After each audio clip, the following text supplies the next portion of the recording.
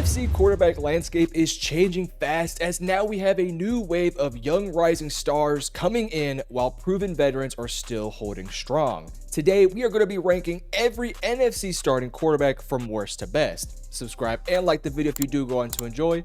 Let's hop into it.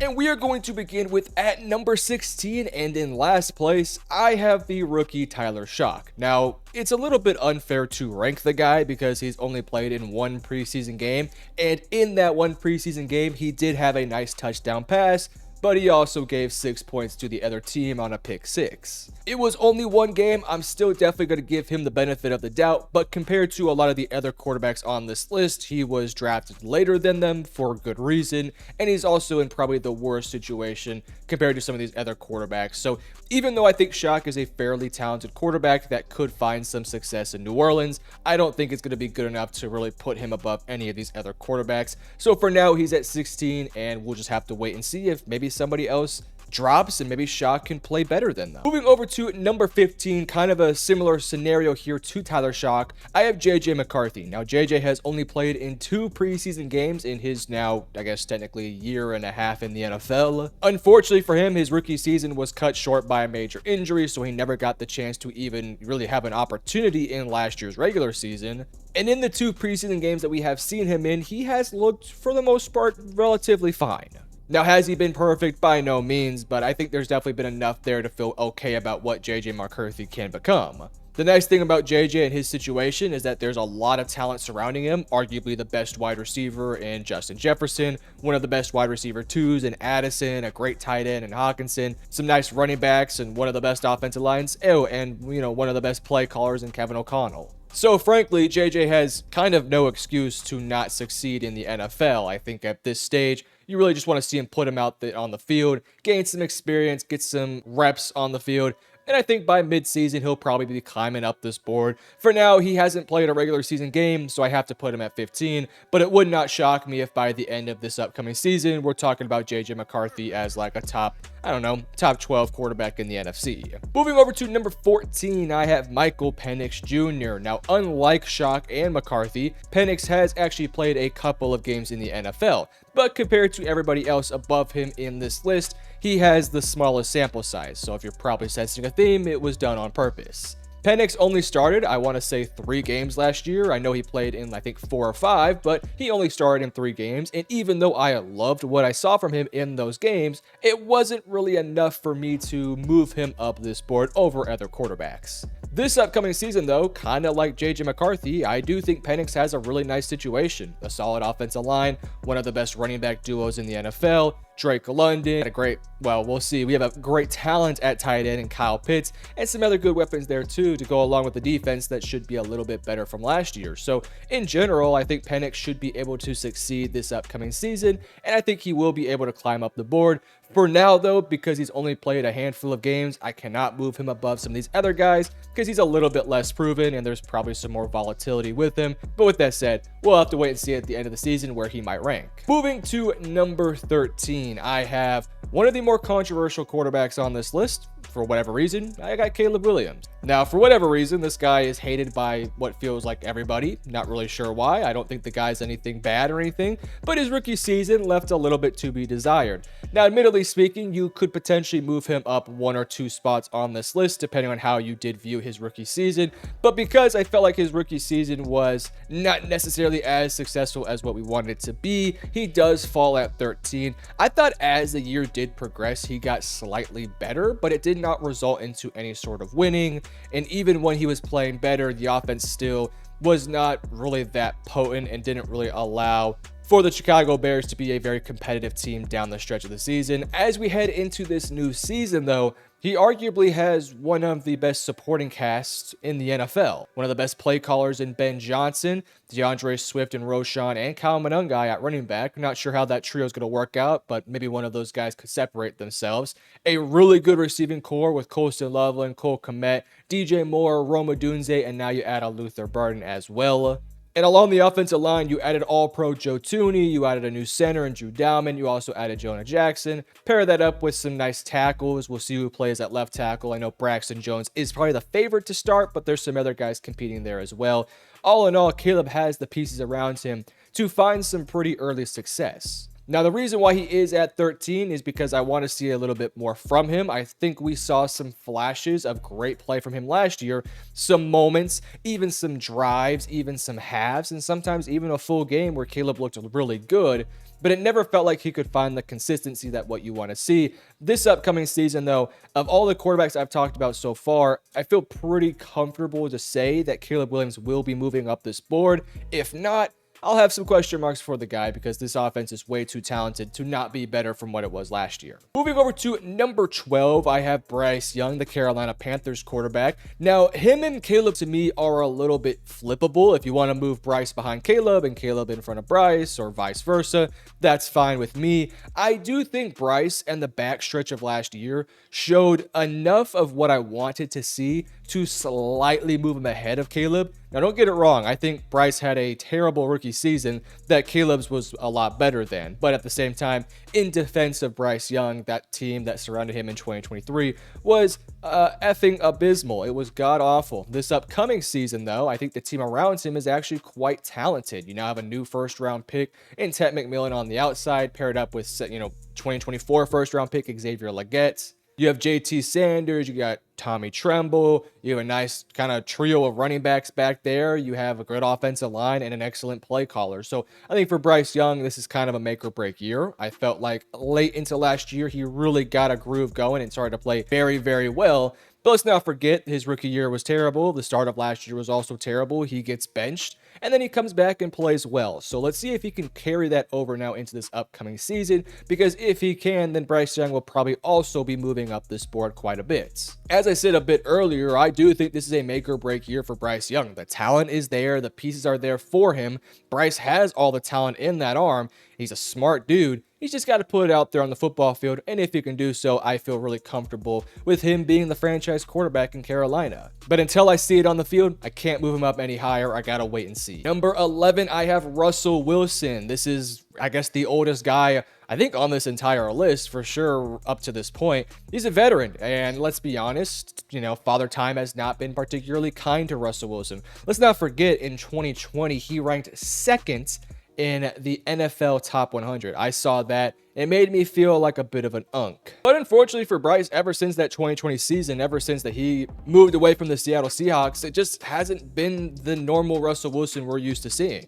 The athleticism is draining. The deep ball isn't as dominant as it used to be. He can still make some plays here and there, and he's definitely a savvy enough veteran to keep your team competitive, hence why he's above some of these other guys. But it's pretty clear that at this stage of his career, he's getting worse and worse every single season. The nice thing, though, for Russell Wilson is he's now, in my opinion, in a pretty fun little spot here in New York where he gets to be the starter. He gets to play alongside a Malik Neighbors, a Tyrone Tracy. You have a struggling offensive line, but there could be some fun things you could work out there. You got to work with Brian Dable. And I think for Russell Wilson, something he's never really had to do in his career, he now has the opportunity to help out a younger quarterback like a Jackson Dart. I know he could have helped out Justin Fields, but that was sort of a one-year thing. I never really felt like he was helping him. It felt like that was more of a competition. This year, it doesn't feel like a competition. Russ owns the job, and now Russ really has the opportunity to just kind of guide along the young rookie, which could make this thing pretty darn interesting. Now, if Dart does get the week 1 start, which I do not see happening, but if he does, then Dart would probably be all the way towards the bottom of this list because he hasn't played an NFL snap in the regular season. But I think Russell will get the start. He's such a proven veteran. He's been there. He's done that. He's still smart. He has his limitations, but he's going to be at my number 11. Next up at number 10, I have Sam Darnold. Now, Sam Darnold last year played a lot better than what his ranking is, but I still have a little bit of some pessimism regarding what actually happened last year. Let's not forget he was in a pretty ideal situation, and then when things did not go ideal towards the back end of last year with the offensive line, he really struggled. Now, I will say so far in the preseason, he looks really comfortable in Seattle. We just got to watch him last night, and he looked freaking fantastic, especially with how much rhythm that offense had. And I love the situation around him, but I just haven't seen it translate year in and year out. Let's not forget, Top pick for the New York Jets, it doesn't really work out. He then becomes the backup. He's kind of floating around for a few years. Then he gets the Minnesota job. It does him wonders. And now he's a starting quarterback in Seattle. So we've only really had one really great year from Sam Darnold. Outside of that, it's been a whole lot of nothing and not really great play. So because of that, I can't move him above these other quarterbacks on this list. And frankly, I kind of felt wrong for doing Russell Wilson like this, but that just kind of shows how much Russell Wilson has fallen off a little bit. But I think Darnold now, as we head into 2025, I think he is now a bit proven at this point. That year he had last year was really good, and I trust him to translate it this upcoming season. With that said, there is always that pessimistic viewpoint that you can look at and say he's only had one good year. So let's give it a bit of time. By mid-season, he very well could end up being somewhere closer to like the top 8. Moving over to number 9, I have Kyler Murray, the former first overall pick, the guy that everyone thought was, bound to win some MVPs and be an all-pro and a consistent Pro Bowler. And so far in his career, he's been far from bad, but he hasn't really lived up to that first overall pick hype that he had. Now, again, it's not to say that he has been bad by no means. He's definitely been far from it. He's a quality starting quarterback in the league, but does struggle with a lot of different things. Number one, he's pretty consistently injured. He's been dealing with injuries a lot these past few years. And even when he has been healthy, his performance on the field has been good, but it hasn't elevated the team around him. This upcoming season, though, I have a lot of hope and anticipation for Kyler Murray. It's now year 2 of Marvin Harrison Jr. I think the offense around him is pretty solid. And I look at that defense for Arizona, and I think that defense could be pretty darn good. So I think for Kyler Murray, in some ways, like Bryce Young, it's not really a make or break year, but it kind of is in some ways. If you don't have a good year, then I don't really know if you're Arizona how you can commit to him long term and feel really comfortable about it. But if he has a great year, then you feel totally fine about it. He's got all the talent in the world, great arm, great athleticism.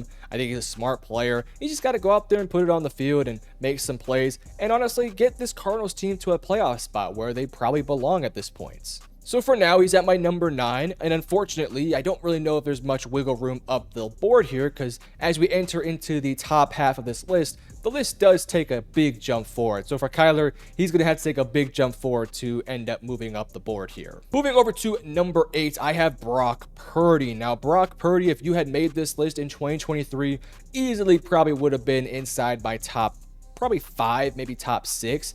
But unfortunately for Brock, his last year was kind of not his best year. Now, Brock was fine. He was definitely far from a bad quarterback, and I thought he made enough plays to keep that Niners team competitive. But let's be honest, the one critique for a guy in Brock Purdy is that he has been very supported throughout his young career, having guys like McCaffrey, Kittle, Ayuk, Debo, a good offensive line, and an excellent defense. But last year, when the injuries piled up and the talent got a little bit older and things weren't clicking quite the same, he had his worst year and he wasn't quite able to elevate the talent around him. Hence why he fell down my board. Now, in defense of Brock Purdy, that team last year was really killed with injuries, like to the point where it was actually quite hard to watch this team. Christian McCaffrey, your star running back, was out. Brandon Ayuk was terrible to start the year, comes back, and then he gets injured and is out for the season. Your rookie first-round pick got shot, so he was never quite 100%. You were cooking with Jawan Jennings. Your offensive line was not good, and your defense took a big step back. So in fairness to Brock Purdy, I don't really put a ton of the blame on him. But with that said, I have seen other quarterbacks go out there and play with some really crap talent and still find a way to elevate that talent. Brock Purdy is not that type of quarterback, but I think he's an awesome, and I don't want to use this word to push him down, but I think he's an awesome system quarterback. He does a great job in that Kyle Shanahan system, and he's a smart-ass dude with a fine arm. He gets the job done. He's not a difference maker like a Josh Allen or some of these other quarterbacks up the board, but he's totally capable, and I think he does a very good job. And I think for San Francisco, that contract, as high as it is, I don't think it was a bad contract because Brock Purdy is a good quarterback. He's number 8 and probably will move up this board if this Niners team can stay healthy. Moving over to number 7, this is going to be Jordan Love. Now, kind of like a bit earlier, I do think Brock and Jordan could be flipped, and I really wouldn't disagree with you. I personally have Jordan above Brock because I think Jordan has been very successful early into his career, albeit a little bit inconsistent. But I think there's an upside element with Jordan Love that makes me want to take him over Brock Purdy. I think Purdy is a bit more steady, a bit more consistent, and gives you a higher floor. But I think Jordan Love, even though he can at times be a little bit shaky here and there, he does give you that ceiling that could elevate a team like Green Bay to a serious playoff contender. Now, Love has only started, I think, for 2 years. This is now his 3rd year as a starting quarterback, and I would say so far he's done a fine job in Green Bay, has led the team to the playoffs, made a deep playoff run in 2024, ultimately did lose to Brock Purdy and the Niners, but I feel like he did a really solid job in that run. He's made some mistakes. He dealt with injuries last year, and to be honest, a lot of the issues with Green Bay's offense last year, in part, was Jordan Love's fault, but that receiving core was just nowhere near as good as where they needed to be. So in this offseason, they directly addressed it by drafting Matthew Golden, who I think should be in for a big year in his rookie season, being a bit of a safety blanket for Jordan Love. Love has a ton of weaponry around him. He's got a good running back, incredible offensive line that they invested a lot into, and a defense that should be pretty good next year. So for Love, I think the recipe is there around him. The job for him is just not to throw interceptions, be consistent, make the right plays, don't make too many mistakes, and if he can do that, I think he's easily deserving of this number 7 spot. Number 6, we're sticking with the NFC North here. I have Jared Goff. Now, Goff is one of the hardest guys on this list to actually rank because in some ways, you can mention Goff's numbers with the best of the best. He is consistently putting up elite numbers, but I think when you add in a bit of context, it maybe fairly hurts his claim to be a top 5 quarterback in the NFC. Let's be honest, guys. He's playing with a ridiculous amount of talent, and these past 2 years has been working under Ben Johnson. Let's not forget Amon-Ra, J-Mo, Jameer, David, one of the best offensive lines, a great play caller, and a fantastic defense. That's not to take away anything from Jared Goff. Goff is still the captain of the ship who's getting the job done, and I think Goff is a very, very good quarterback. With that said, let's not lie to ourselves here. Goff is a system quarterback. That's not a critique of him. It's just what he is. He's not a difference maker. He's not a playmaker like a Lamar, like a Mahomes, like a Josh Allen. I know we like to try to throw Goff's name up there with the list because you can point to the stats and say, this guy's stats is just as good as these guys. But unlike those guys, Goff is not going out there and, elevating the talent around him. He is simply matching the talent that is around him, and that is perfectly fine for what Goff has to do on that super loaded Lions team. Now, all that said, Goff has an opportunity this year to sort of change the narrative around his career. No more Ben Johnson, who Ben has been taking a lot of credit for this team's success. Now Ben Johnson's out the door. There's also a few more question marks on this offense with their starting center now leaving and going to retirement. And there's some other questions just about this team in some ways. But if Goff could have a similar year to what he had last year, lead the team into the playoffs, and make a bit of a playoff run, I think Goff easily moves up my board here. But to me, these top 5 quarterbacks showed a lot more last year or have shown a lot more in their career in the past to have me put them above him. With that said, if you say that Goff is in the top 5, I'm not necessarily going to disagree with you. He's just at my number 6. Moving over to number 5, I have Dak Prescott, the Dallas Cowboys quarterback. Now, I know I'm going to get some flack for this, and frankly, I do not care. Dak Prescott has been dealing with injuries the past few years. In 2023, he was the most healthiest he's ever been, and in that season, he was second in MVP voting. Despite the fact he had a terrible ground game, only one viable receiver in CeeDee Lamb, a defense that was questionable as hell, and an offensive line that was also shaky. Despite that, Dak Prescott was still second in MVP voting, and last year it was not his best year by no means, but let's not forget he was injured halfway through the season. The team had literally nobody at running back. 2024, Ezekiel Elliott was a starting running back Week 1, the offensive line was terrible, the defense was god-awful, and Dak Prescott was basically asked to be Superman out there on the field. But as we head into the 2025 season, they did some things to support him in some new ways, bringing in a host of new running backs, even though I still think the running game is going to be terrible. They add in a George Pickens to help out in the receiving core. I think the offensive line should be better with another year of growth from young players like Guyton. You also bring in Tyler Booker, who I think could be a nice fun pickup, and let's see if Terrence Steele can stay healthy and play up to level. So I'm expecting a bit of a bounce back here from Dak Prescott. I think Dak is unfairly criticized by the masses because, oh, he threw an interception here, or oh, he's not been good in the playoffs. But I think Dak Prescott has consistently elevated the talent around him, even in unideal situations, since basically 2020, 2021, maybe the year when they got rid of Amari Cooper. This offense has been so void of talent outside of Dak and CD. Ezekiel Elliott fell off a cliff after 2020, after late 2019. The receiving core was just basically CD Lamb once they got rid of Amari Cooper. The tight end room has always been a bit of a question mark with Dalton Schultz and Jake Ferguson, who have been fine but never really great. And the defense has been inconsistent as hell. Despite that, the Dallas Cowboys went, I think, 3 or 4 straight seasons winning 12 plus games, and last year they fell off a cliff, but Dak also missed half the season. So at the end of the day, I have Dak at number 5 because I think he can elevate talent around him better than a Jared Goff. But if you do have Jared over Dak, I don't necessarily disagree with you. Moving to number 4, I got Baker Mayfield. Now, Baker had, in my opinion, an incredible season last year, but the turnovers were still a bit of an issue. This upcoming season, I'm hoping that he can limit the interceptions just by a little bit, because if he can, then it makes me feel even more confident about his ranking at number 4. With that said, though, he's been so successful with Tampa Bay, leading them into the playoffs in multiple seasons, having successful seasons, putting together some great numbers, being the leader of this team, and I think the best is yet to come for Baker Mayfield. Now, we'll see how he adjusts to no Liam Cohen. That's going to be a bit of a different system, and there's going to be some changes he's going to have to adjust to. But I think at this point, he's proven to me that he has the arm talent. He has everything you want. He can elevate the team around him. The team is talented, but it's not as talented as what a Jared Goff has had. And unlike Dak, Baker has been able to stay healthy in Tampa Bay.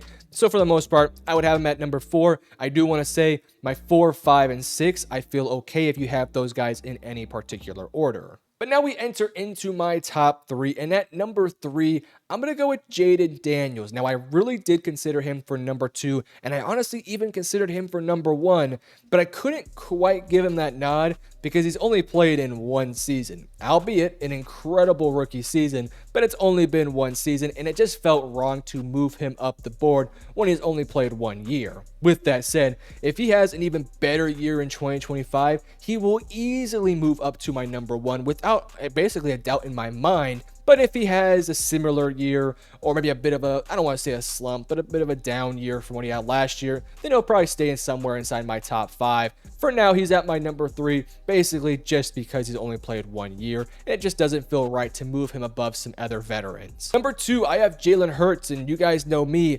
I was a bit of a critique of Jalen Hurts for a lot of last year. I felt like, statistically speaking, he should have been a lot better, and he wasn't until the playoffs came. And then in the playoffs, he shut everyone up by playing at such a ridiculously high level that they blew out the Kansas City Chiefs in the Super Bowl. Now, you could say, well, Metro, you gave Jared Goff the criticism that he's surrounded by talent, and Jalen Hurts is surrounded by arguably even more talent. And to that, I say yes.